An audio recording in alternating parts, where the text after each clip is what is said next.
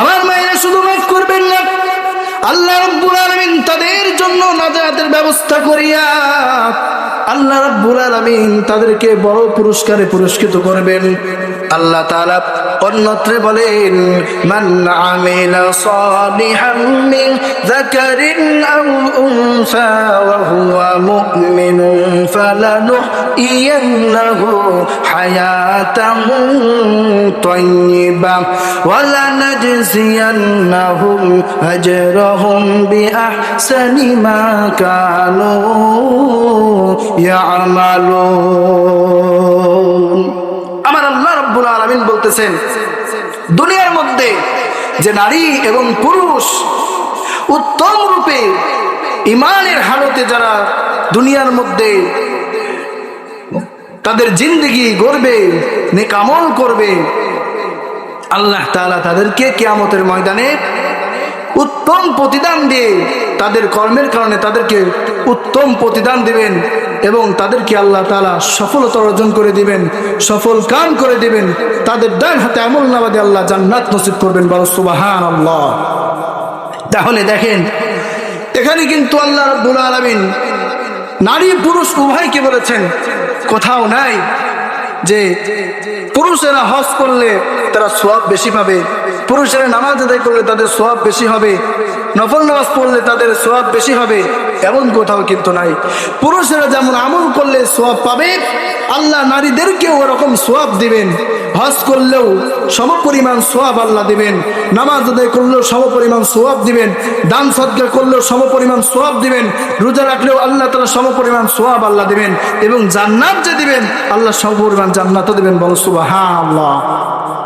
আমার মায়েরা, তো অনেক মানুষ এ কথার প্রেক্ষিতে বলে থাকে, অনেকে আমরা ওয়াজ শুনি যে পুরুষেরা জান্নাতে গেলে তাদেরকে হুর দেওয়া হবে, ৭১-৭০টা হুর দেওয়া হবে, মা বোনদেরকে দেওয়া হবে। এটা মিথ্যা কথা।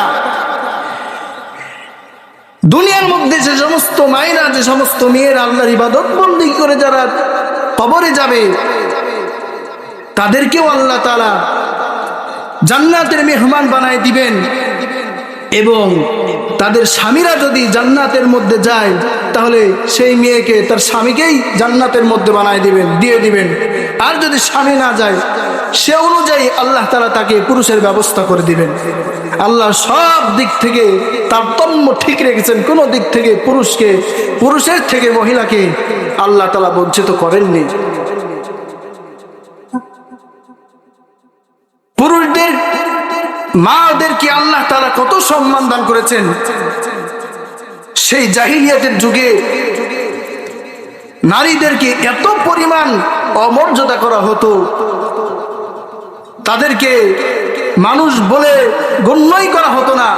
সে যুগের মেয়েদেরকে, সে যুগে মা বোনদেরকে সম্মান দিয়েছেন তিনি হলেন আমাদের নবী মুহাম্মদুর রাসূলুল্লাহ সাল্লাল্লাহু আলাইহি ওয়াসাল্লাম। আমার মায়েরা, এখনো আসেনি। আমাদের মায়েরা যদি জানতো যে ইসলাম তাকে কত সম্মান দিয়েছেন, তারা দুনিয়ার যে নিয়ম নীতি নারীদেরকে শিক্ষা দিচ্ছে, এই শিক্ষাকে, এই নীতিকে আমার মায়েরা পা দিয়ে লাথি মেরে ফেলে দিত। ইসলাম মেয়েদেরকে এত সম্মান দান করেছেন। আর জাহিলিয়াতের যুগে মেয়েদেরকে কত অসম্মান করা হতো। বনু তামিম গোত্রের সর্দার কায়েস বিন আসেম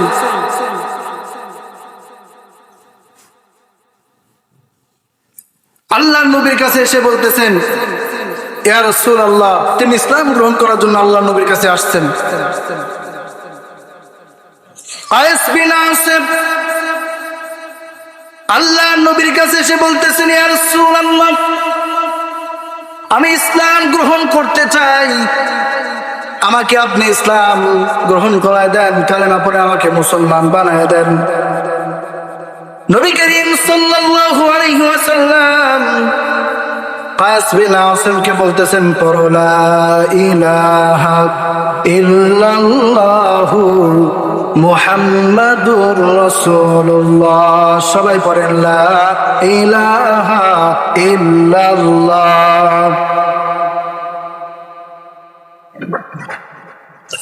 লা ইলাহা ইল্লাল্লাহ। আল্লাহর নবী কায়েস ইবনে আসিমকে কালেমা পড়ে মুসলমান বানাই দিলেন। কায়েস ইবনে আসিম কান্না করতেছেন। নবী জিজ্ঞাসা করলেন, নগো কায়েস ইবনে আসিম, তুমি কেন কান্না করো, তুমি কেন কাঁদতেছো? কায়েস ইবনে আসিম বলতেছেন, নবী গো, আমি যে মুসলমান হলাম, আমার কি তামান জিন্দেগির গুনাহগুলো মাফ হয়েছে? আল্লাহ নবী ডাক দিয়ে বলেন, ওগো আল্লাহর বান্দা আছেন, তুমি যখন মনে প্রাণে বিশ্বাস করে কালেমাতুশ শুকর আদায় করেছো, কালেমা তয়্যিব পড়েছো, আল্লাহ রাব্বুল আলামিন তোমার তামাম জিন্দেগির গুনাহগুলো মাফ করে দিয়েছেন। সুবহানাল্লাহ পড়ে। আল্লাহর নবী যখন বললেন তোমার তামাম জিন্দেগির গুনাহগুলো আমার আল্লাহ মাফ করে দিয়েছেন, তারপরেও কায়েস ইবনে আসিম কান্না থামে না। কায়েস ইবনে আসিম কান্না করতেছে। নবী বলতেছেন, ওগো কায়েস ইবনে আসিম, তোমাকে তো বললাম আল্লাহ তোমার তামাম জিন্দেগির গুনাহগুলো মাফ করে দিয়েছেন, তারপরেও কান্না করো কেন? কি জন্য কান্না করো? কায়েস ইবনে আসিম বলতেছেন, ওগো আল্লাহর নবী, আমি কান্না করি আমার মনের ব্যথার কারণে। আমি যে পাপ করেছি, আমি যে অন্যায় করেছি, আমি যে গুনাহ করেছি, এই গুনার কি আল্লাহ মাফ করবেন? এই গুনার কি আল্লাহ আমাকে মাফ করে দিয়েছেন? আল্লাহ নবী বলতেছেন, ওগো কাসেম, ওগো কায়েস, তুমি কি এমন গুনাহ করেছো যার কারণে তুমি মনে করতেছো তোমার গুনাহ আল্লাহ মাফ করে নাই? আল্লাহ নবীকে বলতেছেন, ওগো আল্লাহর পয়গম্বর, আমি আমার স্ত্রীর গর্ভে একটা সন্তান দিয়া আমি ব্যবসার উদ্দেশ্যে চলে যাই। আমার স্ত্রী আমাকে ব্যবসার মধ্যে থেকে আমাকে জানালো আমার পেট থেকে একজন মৃত সন্তান জন্মগ্রহণ করেছে, আমি তাকে ফেলে দিয়েছি, আমি তাকে কবর দিয়ে দিয়েছি। কিন্তু নবী গো, 2-3 বছর পরে আমি যখন বাড়ি ফিরলাম, তখন আমি দেখতে পেলাম আমার ঘরের মধ্যে একটা ছোট্ট সুন্দরী চাঁদের মতো ফুটফুটি কন্যা সন্তান ঘুরে বেড়াচ্ছে। আমি আমার বউকে জিজ্ঞাসা করলাম, বউ, এই কন্যা সন্তান কার? আমার ঘরের মধ্যে বেড়ায়। তখন স্ত্রী আমাকে বলল, ও আমার প্রাণের স্বামী, সেদিন আমি তোমাকে মিথ্যা বলেছিলাম।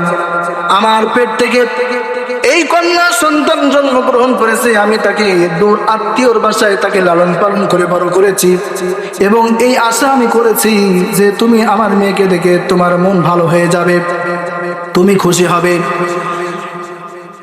নবী গো, আমি দেখলাম আমার সন্তান এত সুন্দর হয়েছে, এত ফুটফুটে সন্তান আমার আল্লাহ আমাকে দিয়েছেন, কিন্তু আমি আমার ওই সন্তানকে আমি মহব্বত করলাম, বুকে জড়াই ধরলাম, চুমা খাইলাম, কিন্তু কিছুদিন পরে আমার মাথায় জাহিলাত চারা দিয়ে উঠলো।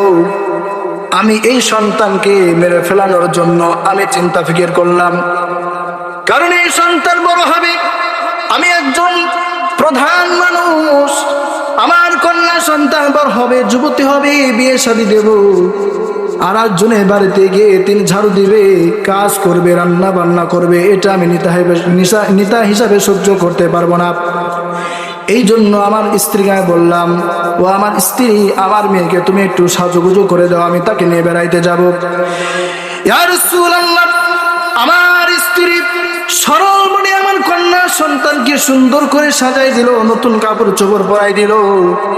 আমার সন্তানকে আমি নিয়ে গেলাম, আমি মরুভূমির মধ্য দিয়ে যাইতেছি, যাইতে চাইতে দূরে গিয়া একটি পাহাড় অঞ্চলের মধ্যে গিয়া পাহাড়ের নিকটবর্তী হইয়া পাহাড়ের আড়ালে আমি কি করলাম, আমার চাদর মধ্যে দিয়ে একটা ধারালো অস্ত্র কুড়িল কিংবা আমি কোদাল দিয়ে আমি সেখানে মাটি খনন করতে লাগলাম।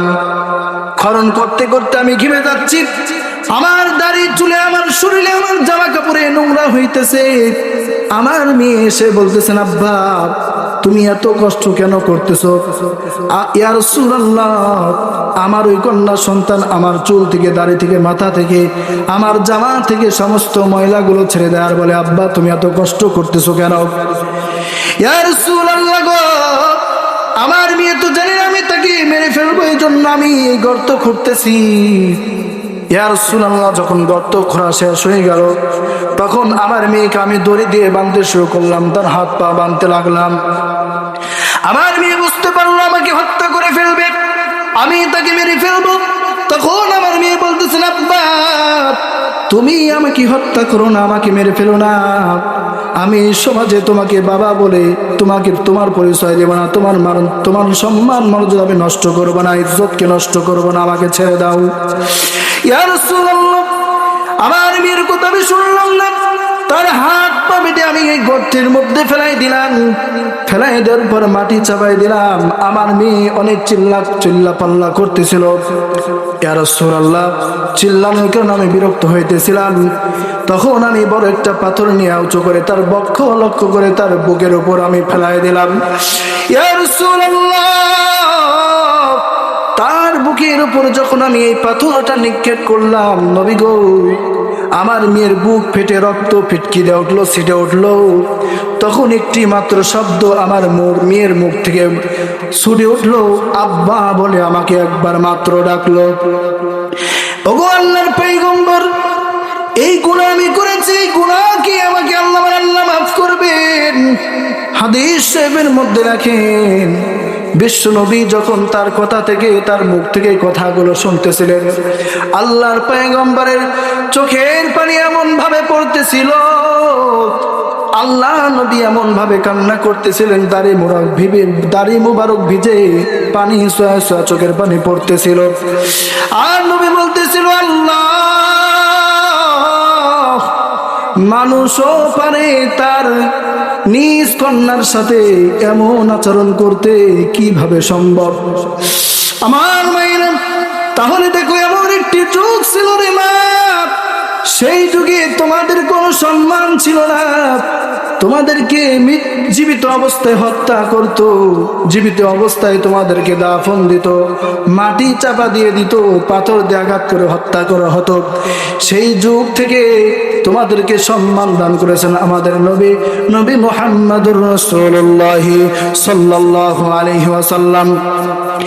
এই জন্য আমার মায়েরা, এই দুনিয়ার দৃষ্টি কালচার ছেড়ে দাও।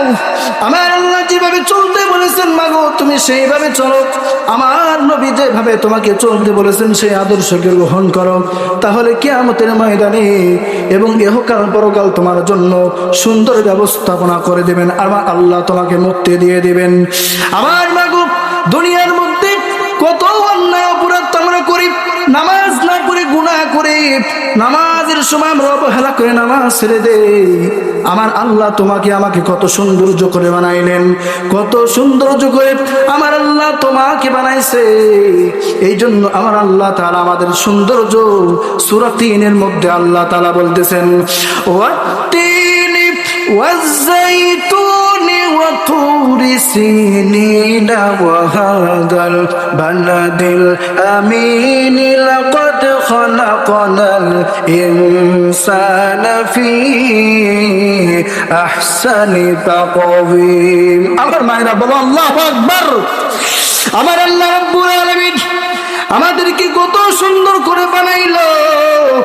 আমার আল্লাহ তাআলা সূরা ৩-এর মধ্যে জানাই দেন আমার আপনার সৌন্দর্যের কথা। আমার আল্লাহ বলতে গিয়া চারটা জিনিসের কসম কি আল্লাহ আমার আপনার সৌন্দর্যের কথা বলতেছে, বড় সুবহানাল্লাহ। আমার আল্লাহ ডাক দিয়ে বলেন, বান্দারে, আমি আল্লাহ রাব্বুল আলামিন কোন কথা বলতে গেলে আমার কসম খাওয়া লাগে না। আমার ওয়াদা সত্য, আমি যা ওয়াদা করেছি এটাই সত্য, এটা আমি আল্লাহ তাআলা পালন করে দেখাবো। তারপরেও বান্দারে, তোমাদেরকে জানানোর জন্য আমি আল্লাহ তাআলা চারটা জিনিসের কসম খেয়ে বললাম। আমি ৩-এর কসম খেয়ে বলছি, জাইতুনের কসম খেয়ে বললাম, এবং তুর পাহাড়ের কসম খেয়ে বললাম, ওয়াহাদাল বালাদিল আমিন।